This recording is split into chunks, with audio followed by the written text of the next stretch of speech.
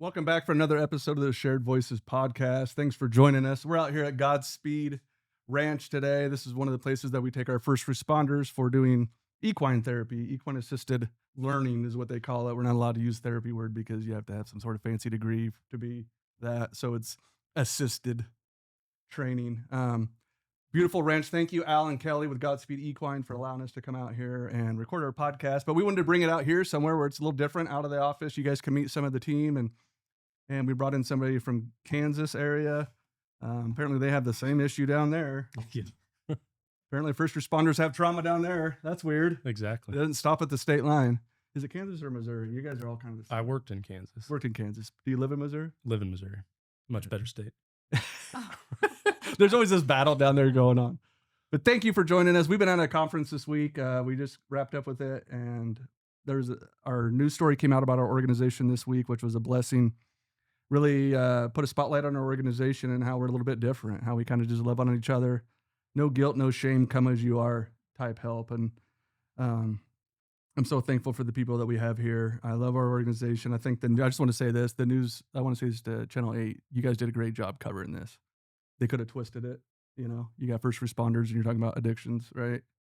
But they didn't. They really, I thought, represented us well. I'm so proud of them for that. So thank you, KCCI. But we're going to go ahead and get started. If you guys don't know, we have an ambassadorship program with our organization where we use first responders, retired first responders. I don't care if you're a fired first responder. We use people who've been there, done that, to walk alongside others that are going through it. We have outings, we have retreats. Check out our website. Get plugged in. We are just a community of peers who love on one another. We do outings together. We live life together. And we talk about our struggles. We talk about our victories. And we give each other grace. And I think that's one thing that's missing in this first responder world is grace. I feel like we give a lot of grace to the bad guys, but not each other. So with us today is Gentry. You want to go ahead and tell us a little bit about you, Gentry? Yes, sir. So I am Gentry Johannes. I am a medically retired state trooper from Iowa. I was around Des Moines here. Spent a little less than 6 years as a trooper. And I was medically retired in October of 2023. Awesome. So glad that all is done and over with, and praise God for all that. Yes. I see how much better you're doing now. I just want to say that. I'm proud of you. It's hard to reach out for help, and you did it, and I'm proud of you, and I'm proud that you're part of our team, and I love that because of what you went through, your passion and drive for our first responders is second to none. That's what I love about our team, is that we're amazing people. Sometimes we're the ones that everybody thinks our departments threw us away. It's like, okay, give us all your trash then if that's what you think. We'll turn them into treasure, And then we got one of our board members, all around. She's been in the public health or mental health for first responders. She can tell you a little bit about her. Her husband was a deputy. An amazing heart for our first responders. She leads up our family resources team, so she's going to be coming. If spouses, family members are having issues, it's not just the first responder that's struggling. It's the spouse, it's the family. We want to help get resources to them because we believe in helping the whole family. So when people are going through struggles, we want to let you know that if your spouses are going through it, we have help for them too. We know that they're hurting, and we don't want to leave them alone. So Brianna's going to be helping lead that part of making sure our spouses and the kids of our first responders are loved on and taken care of and not forgotten about. Her heart for this is perfect for the position. She could do anything in the organization, trust me. But this is where she seems to be really passionate about, is the family side of it. Because I think you've noticed there's not a lot out there, haven't you? Yeah, there's really not anything locally. So I don't really have to give myself an introduction. You did it for me. So Oh, sorry. Brianna Mink has been spouse of a medically retired deputy. Awesome. Then we got an out-of-stater. We even let them in. I got to meet with him. Gentry went to a retreat and met him at this retreat. And we're going to talk about this place because 3 of the 4 people at this table has gone to a retreat from this organization. Different paths, but has gone. And we want to share some of that with you today. So Connor, thank you for joining us. I got to hear your story last week, brother. I love you. We're here for you. Your career was very short-lived, but some people serve a 30-year career, and in a short period of time, and that's what you did. You got exposed to a lot in a hurry. I got to hear a little bit of your story. Thank you for being here and being open, honest, and vulnerable. You want to tell us a little about you, Connor? Yeah, absolutely. My name's Connor Wainscott. I was a police officer in Olathe, Kansas for about 3.5 years. And then had a lot of stuff in that 3.5 that led to a disability retirement through the state. Since then have just went to that retreat that you're talking about and have been back 3 times to volunteer with them. So you've been there once to get help, and then you saw how much it did for your life. You said, "Hey, I want to do that. I want to help. I want to help out." Yeah. That's pretty cool, and Yeah. that's like our organization is we repurpose first responders, meaning, you know, allow them to continue to help people outside of law enforcement, because like that one guy said in the one podcast episode, that we're people who help people. That's what we are. We may be a first responder at the time, but even after that, we're people who help people, and people who have gone through some struggles like you have come out there and with compassion and understanding, and that's why I think this works. And there's nothing against therapists, doctors, counselors, that kind of stuff, but there's something about just sitting down with brothers and sisters who've been there and done that, and being able to talk open and honest without having somebody there telling you to count to 10, or things like that, which they work and they work in their time, but sometimes we just need some brothers and sisters to be honest with each other. So thank you for coming up from Kansas to share that. So I want to hear about this place. I keep hearing about this. I don't know the every time I say it, I keep thinking that one show in the 80s, WCRP. Is that what it's called? You know what I'm talking about? WKRP. Yeah. So who wants to go first? We'll go with Connor because he's volunteered there you probably know the most about it, Connor. Tell us a little bit. Who is this organization? What are they? And why the heck do they even care about us? Yeah. So it's WCPR stands for West Coast Post-Trauma Retreat. WCPR. Yep. And they started in California. That's where their mothership is, their main area. They have a retreat every 2 weeks. Wow. So they are year round and full as can be. Wait, can I ask, every 2 weeks just in Kansas? No, in California. Okay. Yeah. Kansas, since we're a satellite spot, we do it every 6 months. Okay.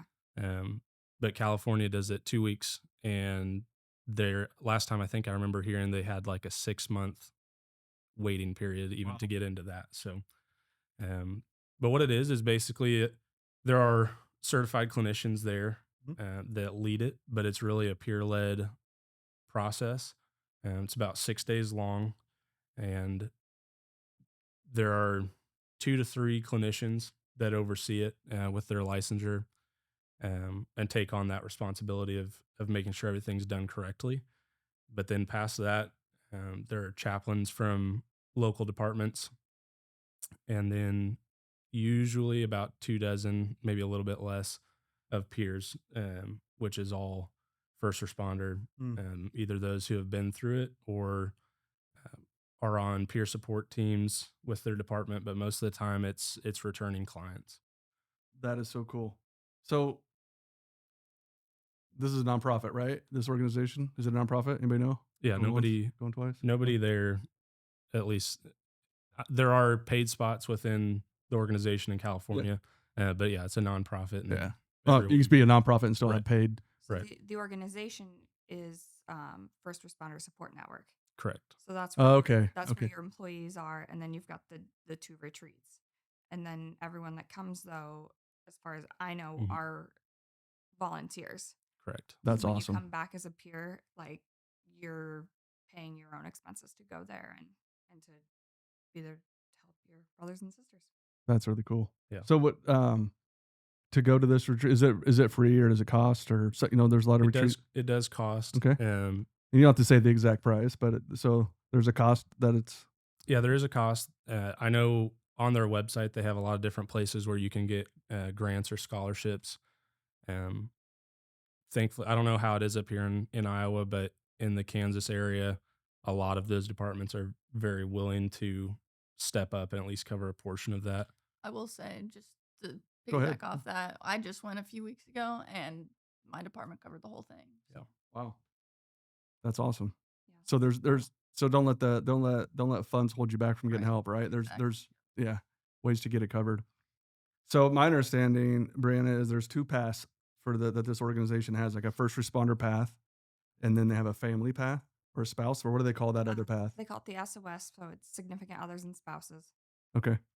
And that one is separate from the first responder one, correct? Correct. Wow, that's great. So you then the spouses get to come and have their own retreat because they're dealing with secondary trauma in a different way because they're getting help because of all of us. I mean, Yeah. we put Yeah. them through that. So for yours, for the family side, do they have Kansas City and No, they are strictly just in California right okay, now, and they have, I believe, 6 retreats a year. that's awesome. For the families. And we're gonna be doing those for our organization. We need to get some more of the family stuff going, Yeah. spousal stuff going. I think something else that's important is that they keep the retreats small. So there were 5 of us that went through when I went, but they would have maxed us out at 6. That's perfect Mhm. size, I Yep. think. It really is. Once you get bigger than that, people can get lost and kind of Yeah. go off on their own and feel like they're not part of the group. And Yeah. I think something else that that is makes this one so much different from other places is that um, the clients that are there, the peers serve them also and serve them in so many different ways, all the way down to um, we never cleared our own plates, like everything. so they love on you, they spoil you. Oh yeah, That's awesome. Pull your mic just a little bit closer. There you go. There you go. This is kind of a weird setting here. These mics are really tall and the table's tall. I feel weird. I feel like I'm looking over my microphone at awkward. Gentry. Like, hey Gentry, how you doing over there? We'll do a different setup next time. This isn't working. But um so if a first responder's listening right now, let's do the first responders first. So if a first responder's listening right now and they struggle and they need help and they don't want their departments to know maybe, or is there a way they can reach out to these people confidentially? Do they have to go through their department? Can they just go on their own? Do you have to have a department letter? How does that work? Do we know? No, as far as I know, everything is. It's more so your clinician Mhm. that gives the sign off on whether or not that's something that you can go to. Okay. Department wide, I think only one person at my department knew that I actually went. Okay. Since then, I've told more people, but um, and I that person was only told because they were willing to help with the financial portion of it. So That's awesome. So it's not like you have to go blasting it to everybody and everybody has to know your business. no, and No. it's very confidential. And even when we're there, one of the things that the clinicians will tell you, uh, they they take that very seriously. The work that we do there stays there. You get to take the benefits from it, but they'll let you look over whatever paperwork they have, any notes that they've taken, to make sure that you don't have something in your report that will backfire later on if you're working through a Yeah. medical retirement or something like that. Yeah. So they're very helpful in that and thoughtful. That's fantastic. So if somebody's out there listening and you're hurting, there's a there's a few of these places out there, but this is the one that I keep hearing really good things about. I mean, heck, I got 3 of them sitting right here that had been there. Um, so the question is, when an officer does reach out to this organization, how do they go about that? What is the what I'm learning is that we send people to treatment around the country, but what I'm learning is the intake process for a lot of these places, or where a lot of people, it's hard to get through the intake. It's for some of these. I mean, they strip you down, they do these kind of weird things, and it's very, especially for first responders, it can be hard. Is this atmosphere kind of where you come in and they kind of some of them treat you like you're druggies and you're dangerous and all this stuff, or are you kind of welcomed and you don't have to get naked and stuff? Yeah, no, we just meet you. Sorry, I talk real. No, that's all right. We just meet you at your car, and from that point on, yeah, we're serving you as a client. Um, we ask that any weapons or anything like that get left in the car just for everyone's safety. We're in a very secluded spot in Kansas, and it allows us to kind of let our guard down a little bit. Um, the family that runs that place is super helpful, and they lock up gates for us and don't allow anyone to come on maintenance wise or anything like that. So it's very secluded, beautiful spot, and yeah, we just meet you and get to know about you, start talking and trying to build that relationship. That's cool. I like that it's out in the middle of nowhere. That's important, and that it's safe. Mm-hmm. I mean, honestly, we all people that struggle with PTSD, and you're looking around all the time, Yeah. like so it's be able to be in a place where it's calm, where you can actually receive healing is very important. Um, so once you reach out to them, was it a long wait? Like if somebody needs to get in, is there generally a long wait? If somebody wants to reach out, and I know you guys, they do not work for the organization, know that, work for the WCRP, Las Vegas radio, or whatever it is. So we don't have all the answers, but Yeah, it really just depends. In Kansas, we only do it 6 months or every 6 months. So I was lucky and blessed to be able to get in within a month. But we do them in around February and September. So depending on when you start your process, obviously dictates how long you're going to have to wait. when you went to California, did you fly out there? Did they take care of that, or was that part of the overall fee, or how'd that work? No. So I was responsible for, my flight, getting myself out there. I was the only one coming from the Midwest, so I had to fly out the night before to be able to drive up to this place, and whatnot. But I was responsible for all of that Okay. sort of stuff. And that's good to know. And there's help out there for that too, for travel expenses. Yeah. So don't let that stop you. But if you want to go to a retreat or something like that, and maybe the retreat's free or maybe it's not, but the travel expenses are not free, don't let that hold you back. Reach out to us. We'll find a donor. We'll find somebody to help take care of that. Because our whole goal is to kind of remove all the barriers that people have Yeah. to get help. And I did not have any personal expenses for me to go out there at all. that's cool. And I know, you said going in, nobody knew anything, but coming out, you told people. That's kind of how the places like this work. You kind of go in there and you feel like you're the only broken one, lost one. You think, yeah, they all may be bad, but once they hear me, they're going to understand I'm a piece of crap. So you kind of start to like, um, yeah, I don't know where I was going with that. But what was I saying?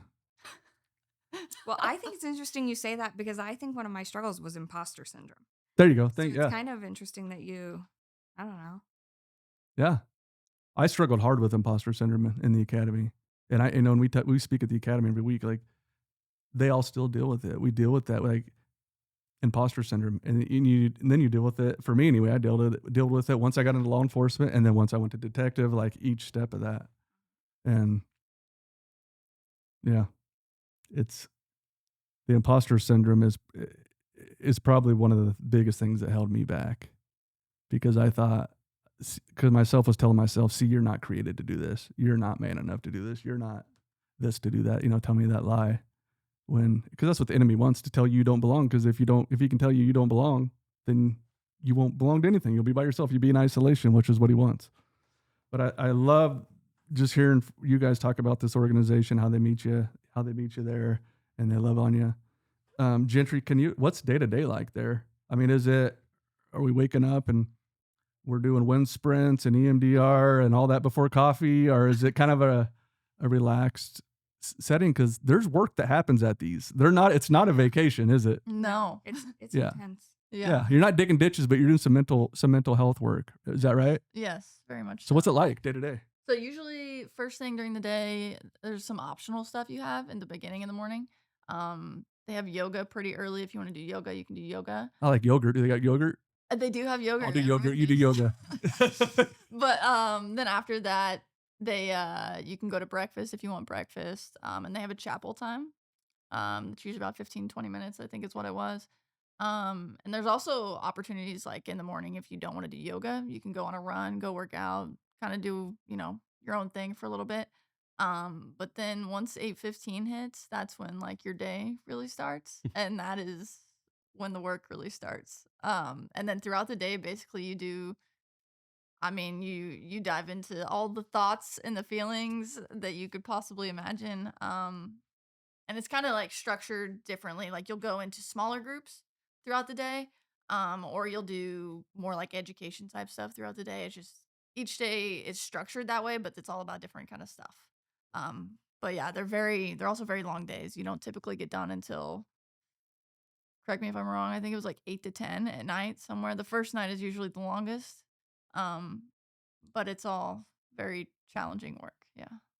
So when you say challenging, when we say work, let's unpack that. What is work at something like this? What does challenging mean at something like this? Because it's not physical, although it can be. Because I know for me, I get really sick when I go to those. All of a sudden I have the flu right before I need to go. It's like you have those, but what do we mean by mental health work?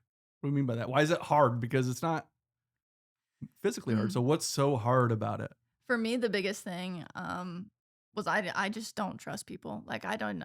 When I even got there with the first night, we were starting to unpack stuff in our big group, and I'm like, I even told them I'm like I don't want to be here. Like I'm ready to go home. Like I don't want to do this. At one point during the week, Connor can witness this. I threw a chair. Like I was Atta girl. I was over it at a lot of points. Sometimes you just got to throw a damn chair. Go, you just gotta get it out. But it's so I didn't trust people, but by the end of the week, from the Sunday that I got there, there's not a single person there that I would have trusted with an ounce or anything, any thought that I had. By the end of the week, every single that person in that room would have taken a bullet for me, and I know it 100%. Wow. So it's like, We would have taken it the first day, but yes. So I think that's where like the challenging work throughout that week. Like I went from I didn't want to be there, like I knew I needed to be there, but I didn't want to at the same time. But then by the end of the week, all the work that had happened and just by being served in the relationships that you build, even when you're so reluctant to it, like it was just incredible. So So I went to a really bad. I've gone to counseling a lot over my life. The counselors are great. I like Jeremy's thing. They're good or bad, or they're like shoes. They're good or bad, or some of them stink. Um, I like that. but it's kind of true. What the heck was I getting ready to say? I lose my train of thought. You guys have been with me today. You guys know how ADHD I can be and how much I lose my thought. Where was I going with that? This is a fun game we play on the podcast. What was Dan thinking? What was he saying for 200? Challenging work. Talking about challenging work during the week. Yeah. What's that? Mhm. Trust. So yeah. So how long did it take for that? I don't know. I know what I was going to say. In this bad counseling one, the guy didn't peel the onion. He put the damn onion on the table and hit it with a sledgehammer. And it was like he tried to break me too fast, too quick, with no trust. It was very hurtful. Yeah. It went down a dark place. See, now I started thinking about my trauma, and then I started doing that. It's not at all like that. I'll just Okay. say. I'll just say. You see the trauma going on in my head as I'm saying it, like. No, Yeah. no. I would say that it's you get there on a Sunday and you leave on a Friday. For me, the shift really started to happen. Like I noticed that I was actually starting to trust people around Wednesday night. Like I noticed that Wednesday night, like I sat with people for like 30 minutes after we got all done with our work, and I was actually wouldn't say I was talkative, but I was able to sit there. And then, by Thursday night, like I'm playing pickleball, like having a blast. That's awesome. So I mean, it's not like you're expected to be fully trustworthy and Yeah. open the They're first safe about it, right? They slowly, you do it slowly. It's not like you just walk in there and start spilling out everything you've ever Right. done since 5th grade. And I Right. feel like they also everyone there is culturally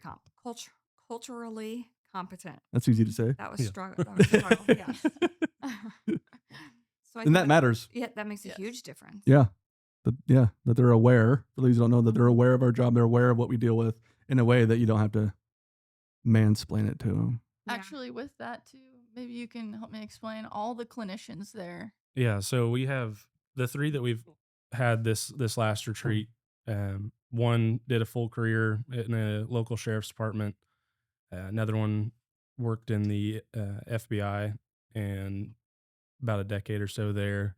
And then the other one has a brother and husband who are in either law enforcement or firefighter. So they all have either done it or been around it. And it's about the only place that you can go and never have to explain the terminology you're using, the things you're talking about. You don't get these random looks of, oh my goodness, I can't Yeah. believe they're talking about this. You know, my clinician who actually helps run this, she talks about if you were to tell the stuff that you tell me to other therapists, they would need to go see someone Yeah. because it's so much different than the average person going to get help. Yeah. We see it's a lot of darkness. Yes. Yeah. But it sounds like that's what I want to get down to it. It sounds like this place is very safe with everybody. It's and and I've known Gentry for a little while, but you made it through it, girl. That's awesome. And I know how hard that was for you leading up Mhm. to it, and the amount of dedication you put into that, the amount of fear that you had to overcome with all of that. I'm so freaking proud of you, Thank you. and I know Sheila is too. I'm just glad we're all sitting here. The family path. What's it like day to day? So same thing. We get there on Are Sunday. we doing yogurt and yoga or? Well, I didn't because I do not get up at 6 a.m. I did show up for chapel because chapel was amazing. That actually really, honestly, that changed a lot of it for me in my sense of with my faith was Really? it was the chapel aspect there, and it's you don't have to go to it, but the lady that we had out there was just amazing. Like I can't even put her into words. That's Um, cool. and so that, yeah, changed a lot for me. But we all it was family style, so we all like sat at big round tables. All of the clients were together. Peers were in there for some of it for like the educational purposes. They were the ones leading those classes, and then we would break out into small groups, um, EMDR, and they did brain spotting as well Oh, during cool. those individual sessions. But yeah, no, it was, and we went from 8:15 in the morning until around 9 o'clock at night. Um, Dang. and I will say the same thing. Wednesday was my game changer.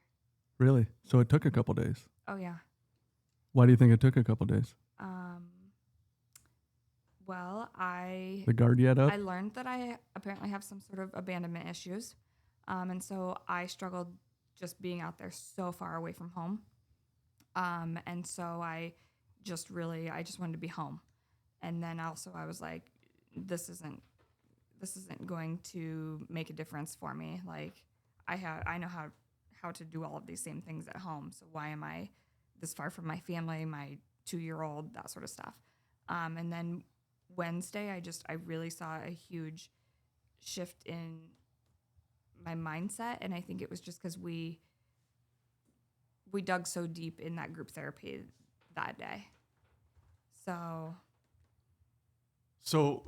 but was there trust that was built up over those first 2 days though with the other people around it? Were you uncomfortable around the staff or the other family members? I would say I was more uncomfortable around the clients because, again, that imposter syndrome. They probably have it worse than I do. What am I doing here? I don't fit in. For me, when my husband had his officer-involved shooting, I was just his girlfriend. We'd been dating for a couple of years, but we weren't married. So I really struggled with that imposter syndrome of like, do I really fit into this? I wasn't his spouse at the time. And at that point it'd been almost, I think we'd been at like 3 years. And so also I was struggling with like, okay, it's been 3 years, like get it together. What's taking you so long? Mm-hmm. So yeah. Wow. Thanks for sharing that. Yeah, I mean, I know kind of the same. I struggled. Wednesday was also my turning point, and it usually is for a lot of people.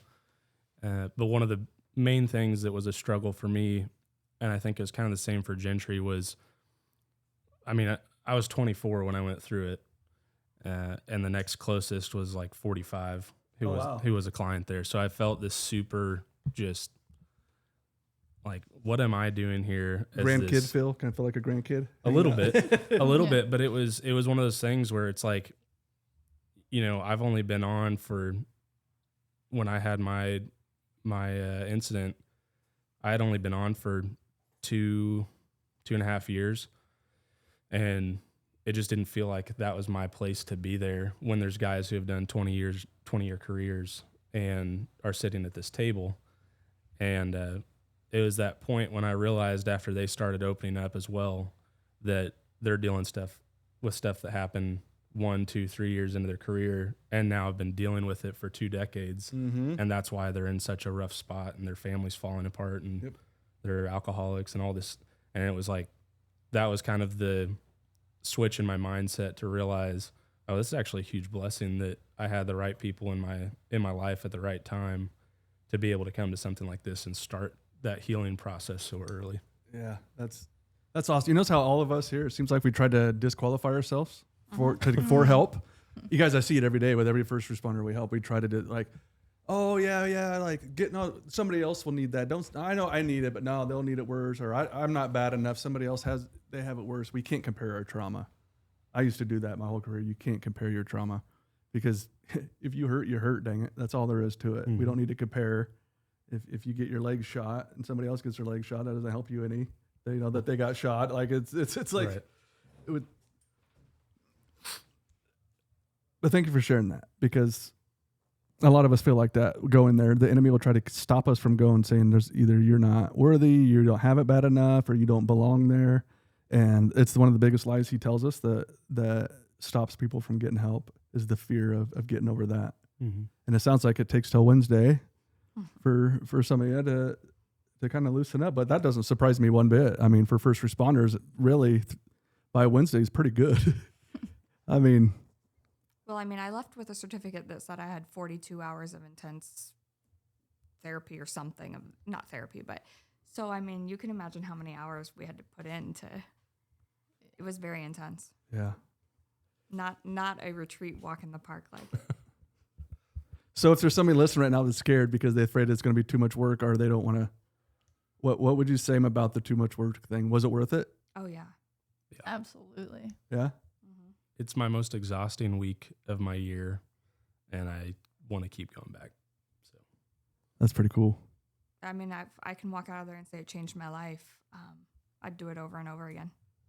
That's pretty powerful. Like, would you say the same? 100%. It was life changing. I could tell the difference when you got back. Like, Yeah. you could tell that you finally found the place. And that's another thing.